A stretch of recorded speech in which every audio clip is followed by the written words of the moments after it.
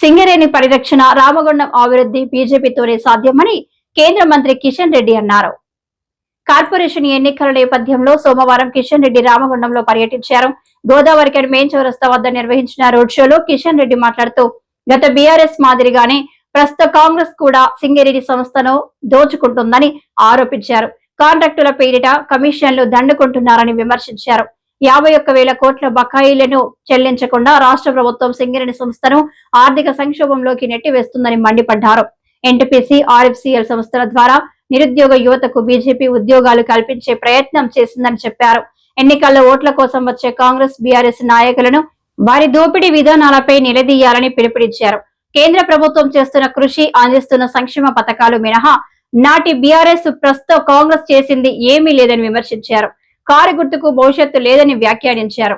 కాంగ్రెస్ ఇచ్చిన హామీలను విస్మరిస్తూ ప్రజలను వంచనకు గురి చేస్తుందని సూచించారు. రామగుండంలో కాంగ్రెస్ నాయకులు మైసమ్మ ఆలయాలను కూల్చివేసి హిందువుల మనోభావాలను దెబ్బతీయడం దుర్మార్గమని మండిపడ్డారు. కార్పొరేషన్ ఎన్నికల్లో బీజేపీని గెలిపిస్తేనే రామగుండం ఘనంగా అభివృద్ధి చెందుతుందని చెప్పారు. మనకు తెలంగాణ వచ్చి 10 సంవత్సరాలు బీఆర్ఎస్ పార్టీ పరిపాలించింది. నేను బీఆర్ఎస్ పార్టీని ఈ యొక్క రామగుండం గడ్డ నుంచి అడుగుతా ఉన్నాను.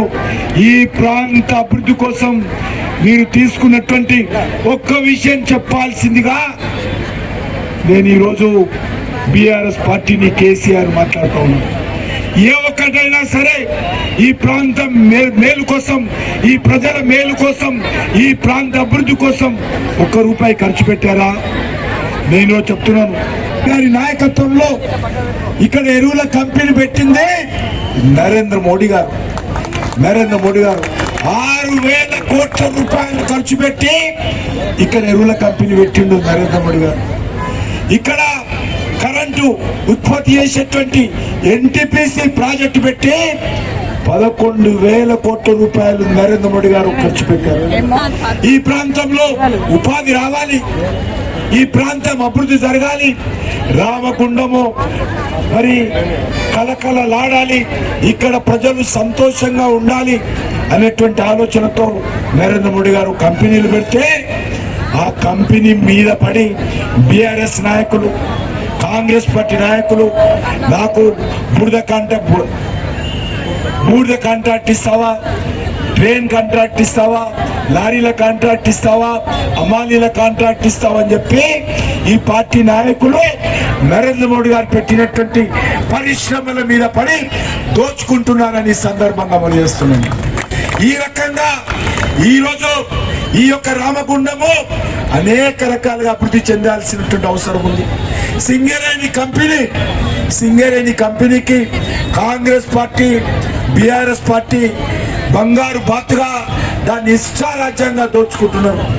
మన సింగరేణి కంపెనీకి బీఆర్ఎస్ చేసిన పాపం కారణంగా, కాంగ్రెస్ పార్టీ చేసిన పాపం కారణంగా 51,000 కోట్ల రూపాయలు ఈ ప్రభుత్వము మన కార్మికులకు ఇవ్వాలి, మన సింగరేణికి ఇవ్వాలి, మన ప్రాంతానికి ఇవ్వాలి. ఈరోజు సింగరేణి పరిస్థితి ముందు నుయ్యి వెనుక గొయ్యిగా మారిపోయింది. సింగరేణి భవిష్యత్తు ఏమవుతుందో ఎవరికి తెలియని పరిస్థితిలో ఉన్నది. సింగరేణిని గతంలో కేసీఆర్ కుటుంబము, ఈరోజు కాంగ్రెస్ పార్టీ మంత్రులు దోచుకుంటున్నారు, రోజువారీగా దోచుకుంటున్నారు. ఈ పరిస్థితి నుంచి మన ప్రాంతాన్ని రక్షించుకోవాలి, మన రామగుండాన్ని రక్షించుకోవాలి, మన సింగరేణిని రక్షించుకోవాలి, మన కార్మికులను రక్షించుకోవాలి, మన ప్రాంతాన్ని అభివృద్ధి చేసుకోవాలి. ఇది ఒక్క భారతీయ జనతా పార్టీ ద్వారానే సాధ్యమవుతుంది. మీరు బీఆర్ఎస్ పార్టీ కోటేశారు కారు గుర్తుకు గతంలో, మీరు కాంగ్రెస్ పార్టీ ఓటేశారు చేయి గుర్తుకి. కానీ 2 పార్టీలు మనకు అన్యాయం చేశారు. ఈ 2 పార్టీలు గూండాయిజం చేసి, రౌడీజం చేసి మనం పూజించేటువంటి, మనం కొలిచేటువంటి అమ్మవారి దేవాలయాలను, హిందూ దేవాలయాలను కూల్చివేసినటువంటి ఘనత దుర్మార్గంగా ఈ కాంగ్రెస్ పార్టీ చేసింది. అందుకే నేను మీ అందరిని కోరుతా ఉన్నాను, ఈ ఎన్నిక మీరందరూ కూడా ఆలోచించి ఓటు వేయాలి. నరేంద్ర మోడీ గారి నాయకత్వంలో కమలం పువ్వు గుర్తు మీద మీరు ఓటు వేసి ఈ యొక్క రామగుండాన్ని రక్షించుకోవాల్సినటువంటి అవసరం ఉంది.